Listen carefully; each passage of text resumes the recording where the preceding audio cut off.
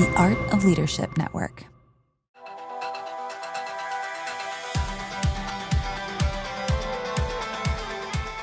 Hey leaders, welcome to the LeadCulture podcast. We're part of the Art of Leadership Network. I'm your host, Jenni Catron, CEO of the Foresight Group. We're a company dedicated to helping leaders develop thriving teams. Each week, I'll be your guide as we explore practical strategies to equip you with the tools you need to lead with clarity, confidence, and build unstoppable momentum in your organization. My mission is to be your trusted coach, empowering you to master the art of self-leadership so you'll learn to lead yourself well so you can lead others better. Each week, we take a deep dive on a leadership or a culture topic.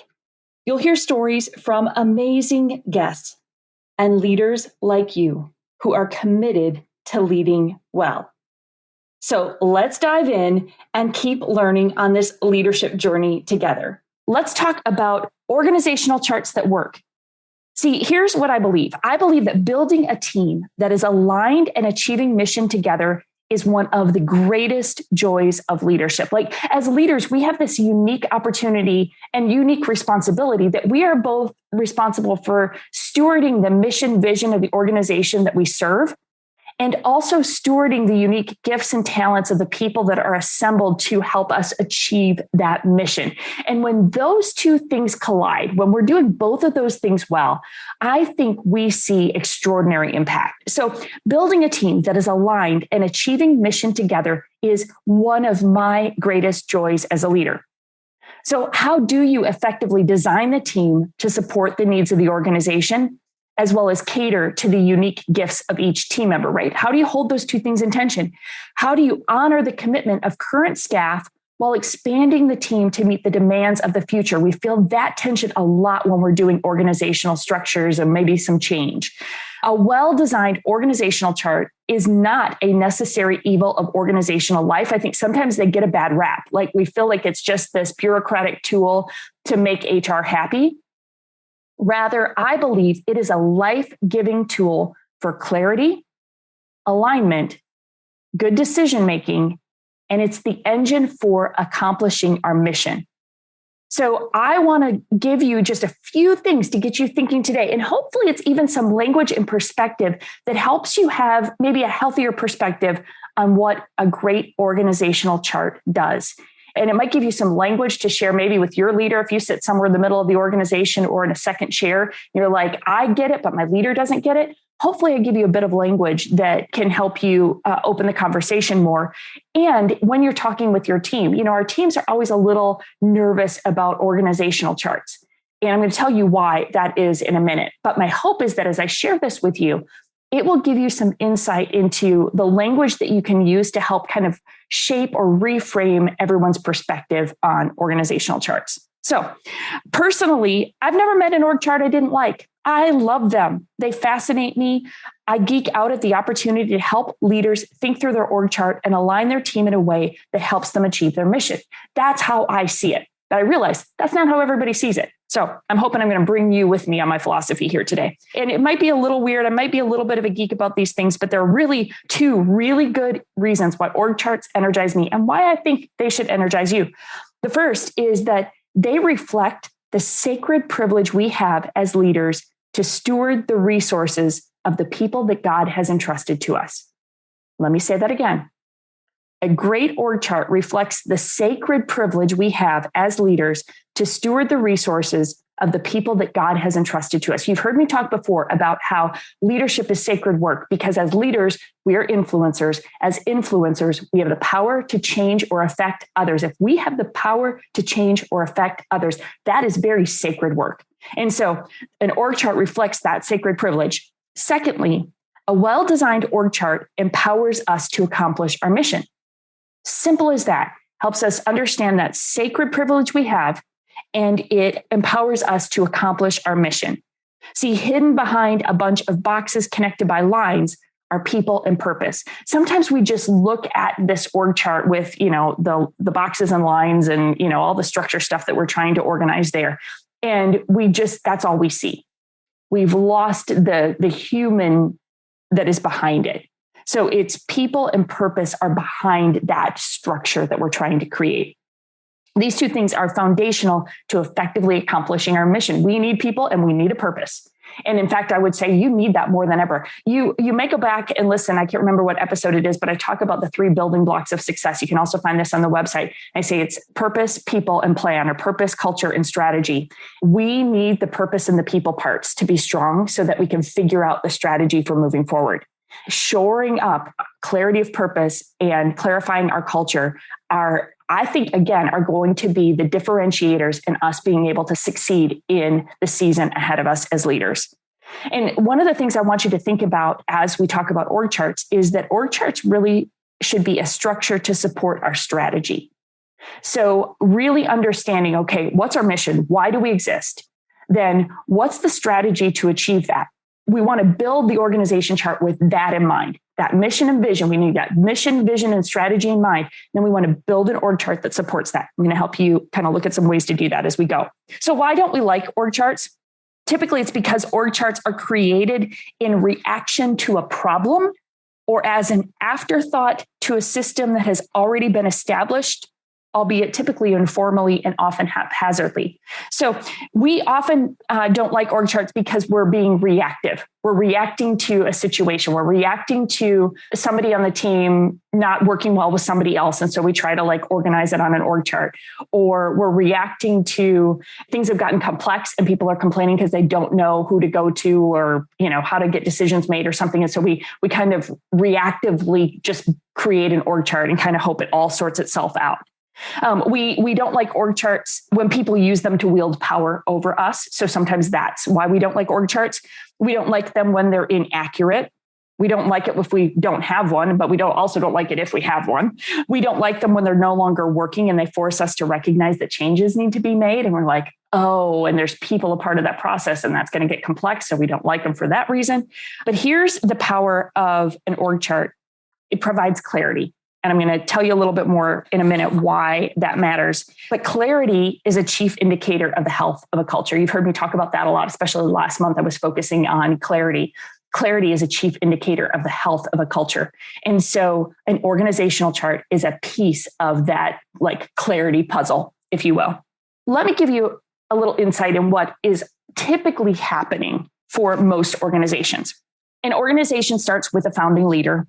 And that founding leader usually has a couple of eager, do whatever it takes, hardworking, early adopters who wear whatever hat is necessary to get the job done and move the mission forward, right? So it's just that founding leader, a small group of people who are passionate about the purpose, and they all kind of just figure it out. There's no org chart. There aren't job descriptions for sure. Everyone generally and instinctively understands their role and they just make it happen. Have you been a part of a team like that? It's actually quite fun if you enjoy that stage of organizational life. So for some people, that's crazy making. But for some of you, especially oftentimes leaders, we like the chaos of the early stages. We love the building process. And so that typically means, hey, we don't have time for all the clarity. We just need to get a great group of people around us and we'll figure it out. And there's something quite energizing about that oftentimes for leaders. And that's fine because right now, this informal amoeba of an org chart, if you will, actually, it serves its purpose, right? It isn't complicated. It's just generally understood. We don't really need to be that formal. In fact, too formal at this stage would just serve to undermine the extreme flexibility needed for that stage of organizational life. Hear me in this, in that if you're in a startup mode, don't try to overstructure yourself right now. A little clarity is really powerful. That's okay. The problem is most of you stay there. Most of you stay there and your team has now grown to even 5 or 7 or 10. You've grown beyond being able to operate with essentially no org chart. So before too long, there's a boardroom full of team members and conversations around clarity of roles and responsibilities become a growing tension. So as soon as it's not just 3 or 4 of you in the room, as soon as it's a larger group of people, you start to feel the tension of, I don't know my role or responsibility. Balls get dropped because we thought that was someone else's responsibility. Well, wasn't so-and-so supposed to do that? I didn't think that was my responsibility. So you start hearing that language. Deadlines get missed because Oh, no one ever told me. Well, no one told me that. I didn't know I was supposed to do that. Power struggles emerge because, well, I don't report to him or I don't report to her, or they think they have authority over somebody else that they don't have authority over. Before too long, the team has grown even a smidge. It's not a lot. It doesn't take much, half a dozen or more team members, and you start to feel these tensions organizationally. And it's often at this stage that the senior leader, kind of in exasperation, slaps some titles on a few leaders, and typically the leaders that are closest to them that they trust and respect. We kind of just hope it sorts itself out, right? Like it's kind of an annoyance. All right, everybody needs clarity. Everybody needs to know their role and responsibility. Okay, I'll slap some titles on you, put some lines and boxes on a page and hope it all sorts itself out. In fact, the leader really doesn't have the margin to give this what seems like unnecessary time and attention, because they're in that scrappy startup stage that is requiring all their energy right now. So they're focused on growing the business or the ministry and just trying to make it sustainable, right? So there's a ticking time clock on sustainability, and it feels frivolous to that leader to deal with petty squabbles over power and position. I want you to hear this, because this is how it is perceived oftentimes by senior leaders. When your team is asking for clarity on roles and responsibility, we hear it oftentimes as petty squabbles over power and position. There might be some of that, but by and large, what they're asking for is they're asking for clarity. And again, I'm going to tell you why that matters so much here in a little bit.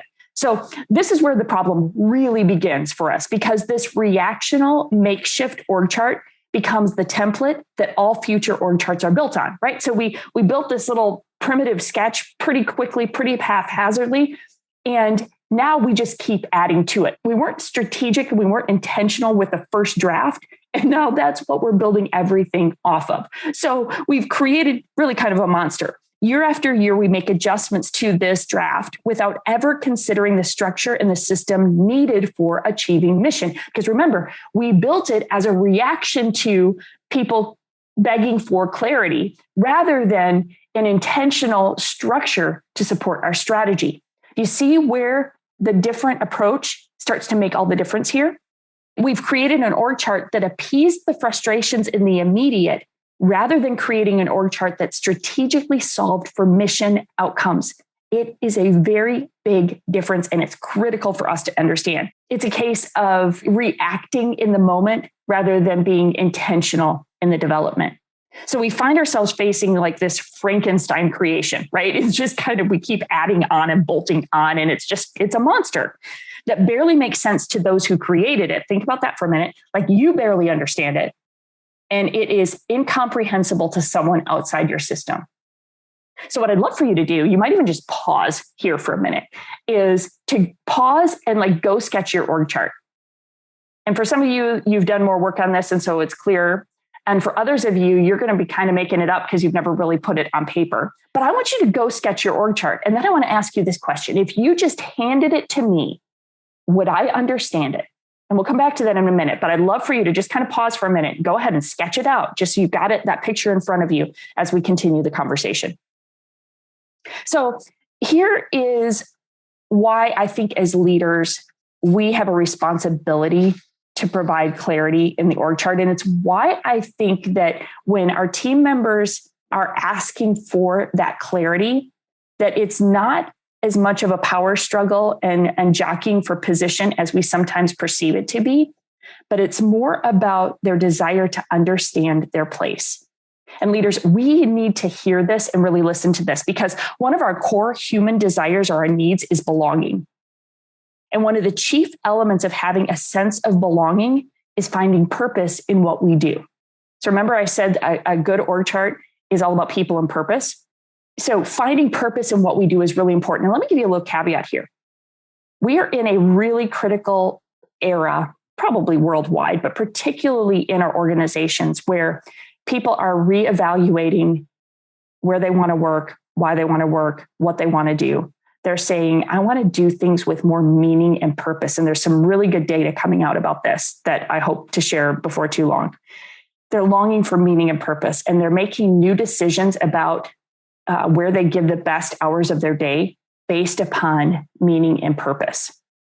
And so we need to fight for clarity, fight for giving team members the clarity they need to understand our purpose and their place in our organization. We have a need for belonging, and having a sense of belonging is often found in clarity of purpose. When we have a purpose for what we do, that gives us a sense of belonging. So when someone joins your team, they are joining because they are looking for a place to belong and a place to be a part of a purpose, a place to bring their strengths and gifts to contributing to accomplish a great mission. That is why people want to be a part of your organization, even if that's not what they articulate. At our core, that is a longing for, I would say all of us, but let's say most all of us. This is why this matters, because as something that's, seems as simple and as complicated as a great organizational chart can begin to provide them a sense of place and purpose. See, the org chart is one of the tangible ways that we can show people where they fit and how they contribute. The problem with our poorly designed org charts is that usually come with exceptions that undermine the clarity they are meant to provide. Let me say that again. The problem with our poorly designed organizational charts is that they usually come with exceptions that undermine the clarity that they were actually meant to provide. Yikes.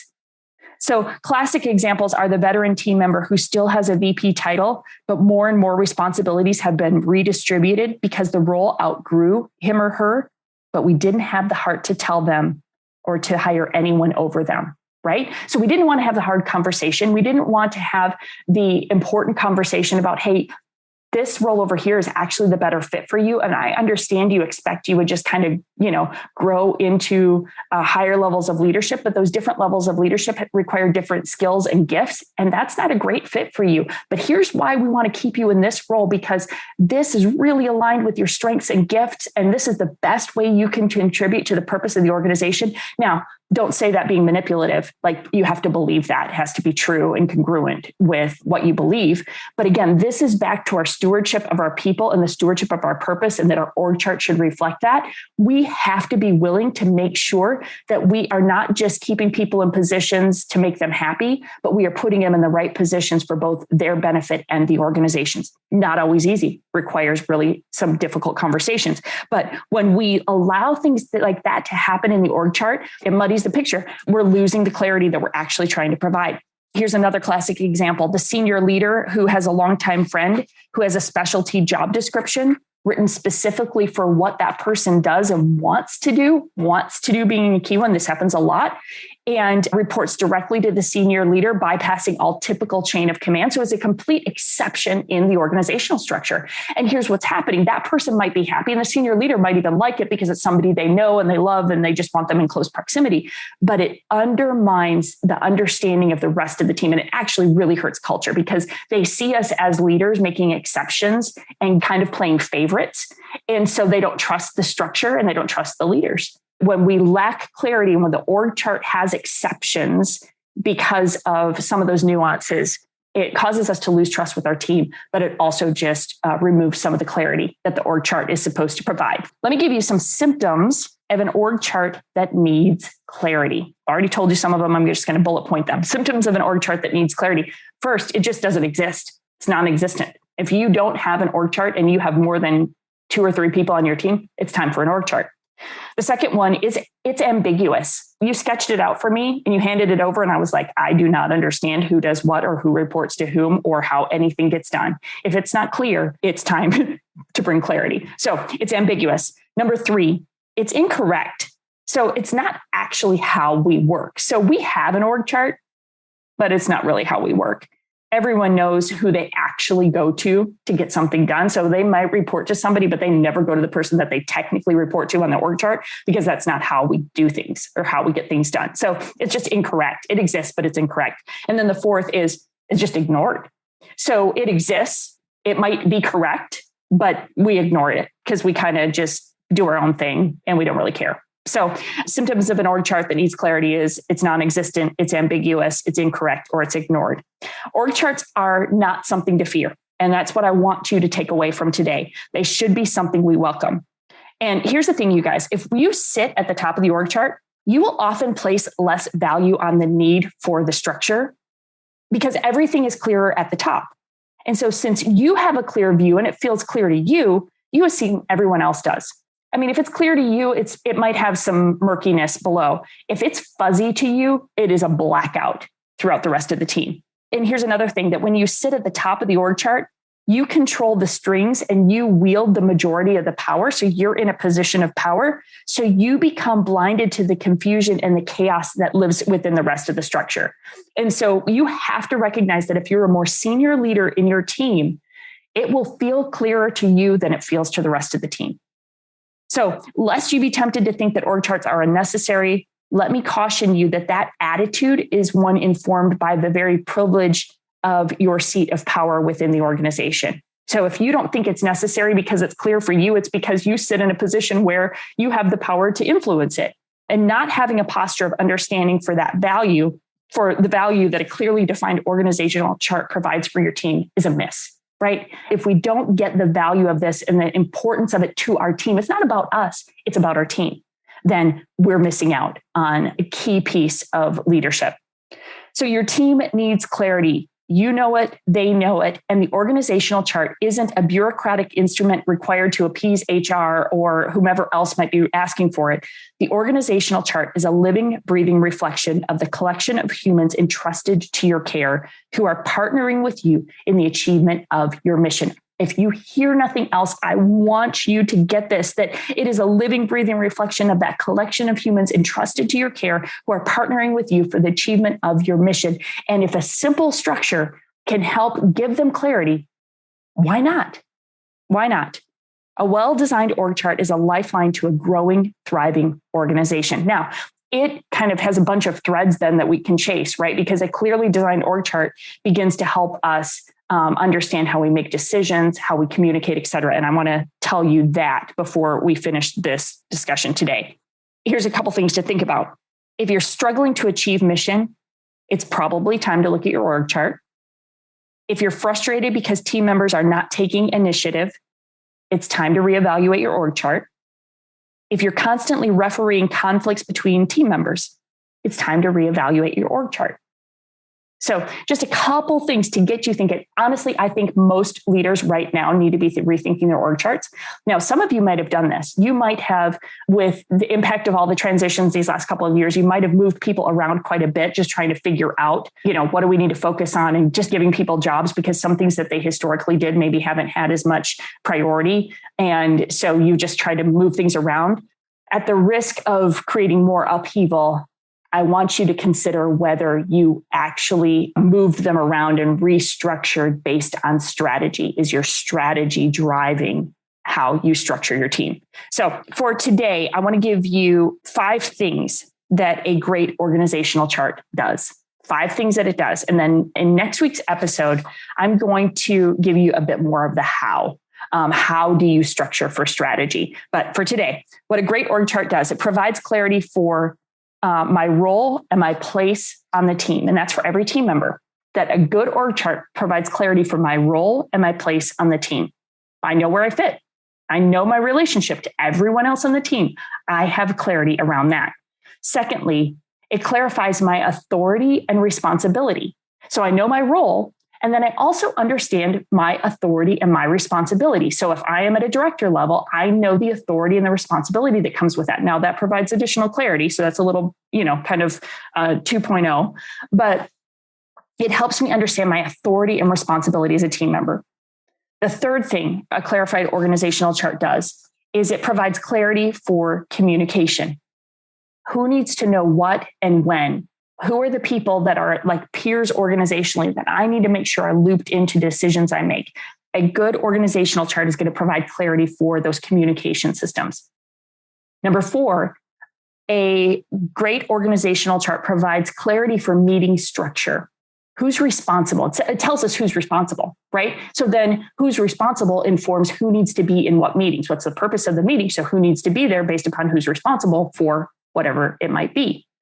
And then the 5th is that a great organizational chart provides clarity for decision making. Who makes the decisions and how do they make them? Who do I go to when I need a decision, right? When there's a clear organizational chart and it's informed in authority and responsibility, then we understand who has the decision making authority. So I want to pause for right there, because I've given you a lot to think about. And the first thing I really want you to wrestle with is, do you see organizational structure as an opportunity for you to pair people with purpose, right? That you are assembling a team of individuals, of unique, valuable, amazing individuals, and you're aware of how do I best steward them and put them in seats that are most life-giving and the best fit for their gifts and strengths, in tandem with making sure that that organizational structure helps us achieve our purpose, right? That is the real meat of it, is that org chart helps us achieve our purpose. So people and purpose are the heart of an organizational chart. And then I want you to consider, okay, you sketched your org chart. Did it exist at all? Now it does. So you've at least eclipsed that hurdle. But is it ambiguous? Is it incorrect? Is it ignored? And really challenging yourself with what's confusing about our org chart right now. And then understanding that a great org chart provides clarity for role and place on the team, authority and responsibility, communication, meeting structure, and decision making. And then next week, I'm going to start giving you some insight into how. How do you build that structure to support your strategy with an awareness of your team in mind? I hope that's helpful. I hope you stayed with me, since I'm picking up a topic that feels like it could be a bit of a snoozer, but I actually think it is extraordinarily powerful. And here's the thing, like I said earlier, we have a very unique opportunity to attract and retain the best talent because we serve a great purpose. You believe in the purpose of your organization, and people are longing to be a part of something with purpose and with a healthy culture. You have control of that. There's a ton of things we don't have control of, but you have control as a leader of, are we giving clarified purpose? And then am I building a culture that is attractive and is retaining great people, that they don't want to leave because they're like, this is amazing. I'm doing something with meaning and purpose, and I'm using my gifts to accomplish that. I'm getting good feedback. I understand my place. That's what an org chart can provide. So give that some thought this week. And then next week, I'll give you some more how. As you begin to reevaluate, I'll help you reevaluate how. How do you dig into that? And how do you build a structure that supports your mission? So friends, keep leading well. Thank you for listening. I really would appreciate if you would rate, review, subscribe. That is a huge help, because we want to keep equipping leaders to be healthy and thriving and to build extraordinary teams. Keep leading well, friends, and I'll see you next week.